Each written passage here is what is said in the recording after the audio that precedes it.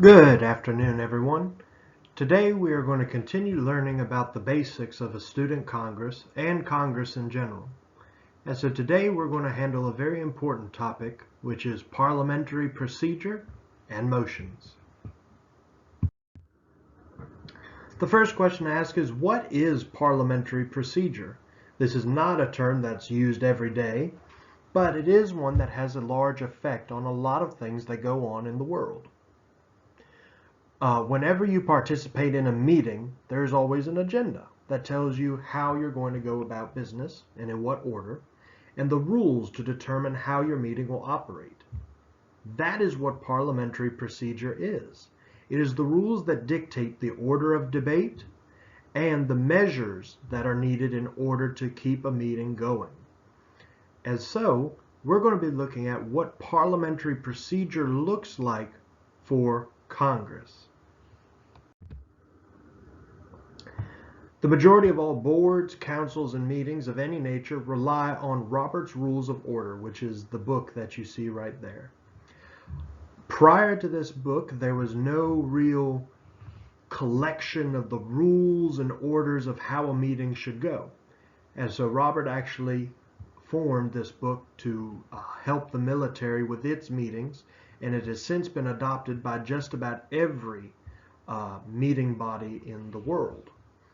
And so it's very popular, and the United States Congress follows for a majority the rules set out by Robert's Rules of Order. A big thing about it is it would be real simple for us to go through and just have a meeting and let people do whatever they want. But the risk then is that your minority voice, the people who don't agree with the majority, they won't be heard. Thanks to Robert's Rules of Order, it guarantees that both sides will be heard even if the minority doesn't get things the way they wish. The importance is that both sides be heard so that way true debate can come about. House rules.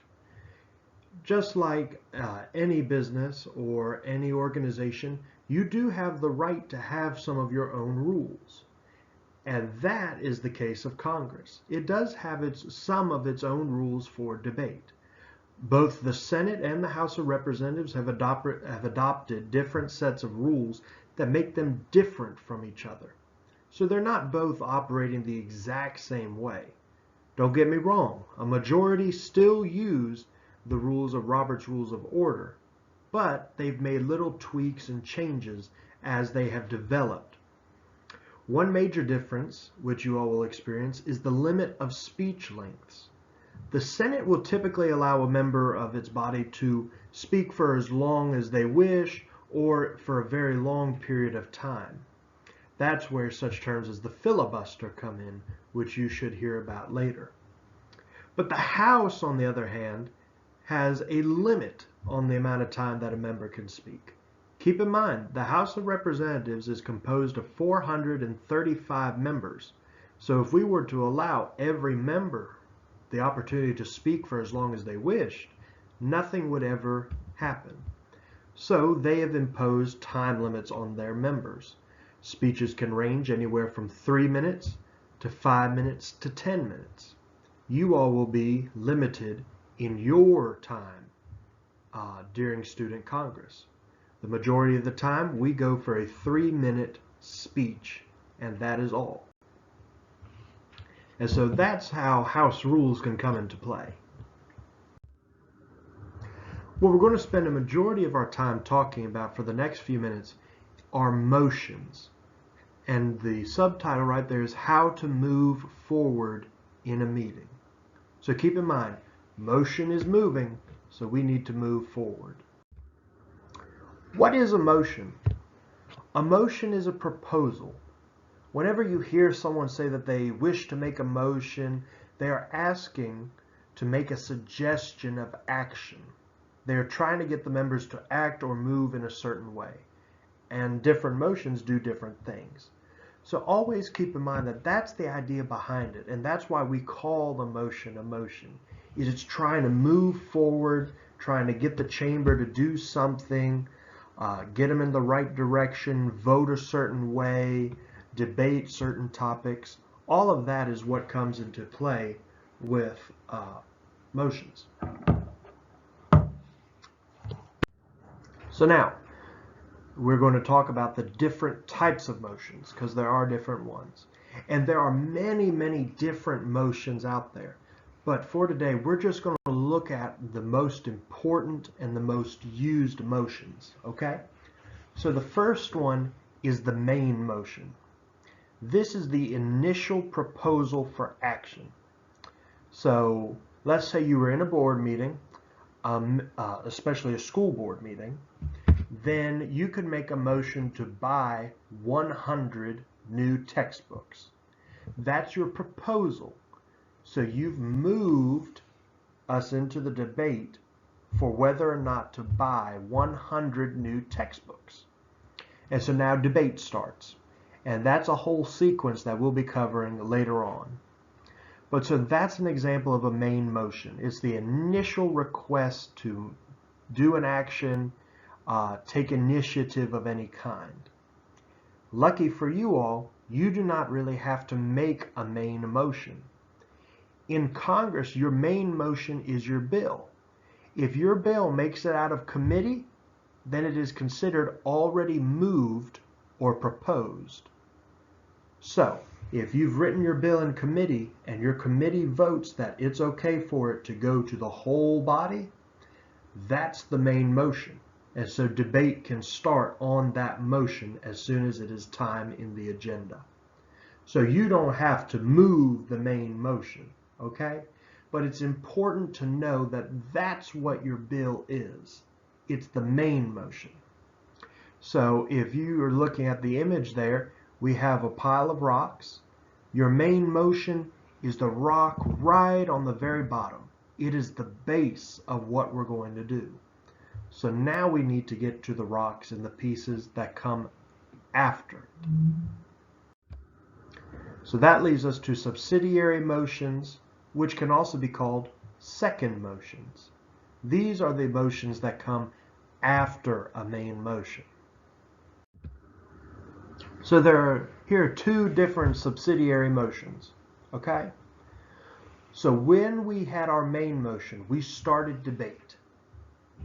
We started debate on the bill. Do we like the bill? Do we want to pass the bill? All of that information. These are how we can change how we're debating or how we can end debate. So the first one there is previous question. All right? So this is, if we were still looking at our picture of the rocks, this is that next rock right on top of our base. After you have heard the debate for the bill, it is time to quote. So anytime you see quotes throughout this, this is what you can say in order to trigger, okay? So it is time to move the previous question. So you stand up and you say it. All this does is it starts the voting procedure. If no one makes this motion, then debate continues on, okay? So by saying you move the previous question, you're saying, I'm ready to vote on this. Let's go on ahead and vote. Now, this third part right here is something that you'll see throughout the slides, and that is requires a second. All that means is if you make a motion, then the presiding officer or whoever's in charge of the Congress will say, is there a second? So that just means that someone has to agree with you. Somebody is essentially saying, I support what they're doing. Okay? So right, for a previous question, it only requires one additional person to second the motion. Okay? Moving on. The next one is amend. So if you only partially disagree with the bill, you can try to edit it. So let's say that there's one line in it that you don't like. You can make a motion to amend. This allows you to propose a change to the bill, and you can recommend adding or deleting items from the bill. So if maybe there's one word that you dislike, you can strike it and then add one in its replacement. Now, the only part that gets tricky about trying to change someone's bill is once you propose a change, Then there is debate on the change, okay? So we're talking about one bill, and I move to get rid of Article 2. The debate now changes not to whether we're going to pass the bill, but to whether we're going to keep or strike Article 2. And then we'll vote to approve or not approve, and then we'll go back to the main debate. Okay? Amendments requires a 1/3 second. So that means 1/3 of your colleagues in the room have to stand up and agree with you that they support this amendment.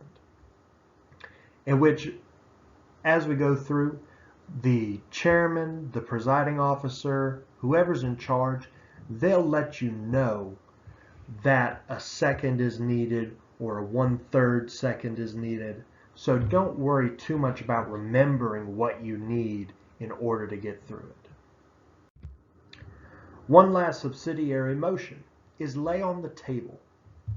The rules of debate state that in order to vote on a bill, you must have a speech that's in favor of the bill and one that is against the bill. So that way we can say that there was debate, okay? But sometimes there are instances where everyone agrees on a bill, or everyone disagrees, or nobody really cares, and so the speeches don't get made. They're not made. So then you would use this motion, move to table. This means that no action will be taken on this legislation until the very end of the meeting. So we're putting it on the table. We're not going to touch it until the very end. Okay? And this requires a second. Other motions. So now these are motions that don't come second, but they could come third or fourth or whatever. So they can affect others. And they're pretty fun. The first one is suspend the rules. You're a congressman. So if you don't like one of the rules that's in play, you have the right to stand up and make a motion to suspend the rules and allow a request or a change in the rules. We see this a lot when it comes to questioning. You only have a certain amount of time to question the speaker, but you can suspend the rules and ask for additional time. So you would just stand up and say, I move to suspend the rules and add an additional 30 seconds of questioning. Easy. And then someone has to agree with you, and then we'll see if it happens. So that's suspending the rules. Next one, division of the chamber. For all our votes that we're going to do, it's going to be voice vote. So I will say, all those in favor say aye. All those opposed say no. And based off of what I hear, the bill will pass or the bill will fail. But if you think that myself or someone else isn't hearing right, you can request a division of the chamber. What this does is it makes me have to call the roll. And so I'll call each person by name, and they will then have to say yay or nay. Okay? So that's the purpose of that. The next one's orders of the day. This is the second to last motion made. So we've gone through, we've had great debate, we've gotten bills passed, but we're at the end of our time. This is the second to last thing that should be said. What this does is all those bills that we didn't vote on, or we didn't speak about, or we tabled, all of those come up for a vote instantly. We just run them right through. I'll read the bill, and then we'll vote and call it a day on those. And that's very simple. All you have to say is, I move the orders of the day. You don't need a second. All you have to do is hope that I agree with you or that the presiding officer agrees, and we'll move it along. The very last motion is motion to adjourn. So what this is it is formally ending the meeting. It's saying we're done. we're not planning on coming back, this is it. And it requires a second, and then since it's at the end, everyone should agree, and so we'll vote and approve it, and it'll be finished. And so that is adjournment. And like I said, that is the very last one that you should do. Okay? What's next? Now that you know about parliamentary procedure and motions, you can use motions to help your bill get through Congress. Keep in mind, most motions have to be voted on, but the presiding officer will take care of the voting, so you don't need to worry. So don't worry about remembering how many votes you need to get. Don't worry about remembering, do I have to have a second? That'll be the presiding officer's job to make sure that you get that. So all you have to do is make your motions and you'll be perfectly fine to go. All right? One thing that is not in the slideshow but is important for you to know. If you think that I've done something wrong during the Congress, you can stand up and say point of order and tell me what you think I did wrong. So you think I didn't do a vote right? Point of order, I don't think you did a vote right. And we'll discuss it. So that's one of the key parts of Congress, is being able to say, I don't think that was done correctly. All right? And so with that, thank y'all. You now have a basic understanding of parliamentary procedure and motions, and you should be getting ready for an amazing student Congress. So with that, that is all I have. Best of luck, everyone. See you next time.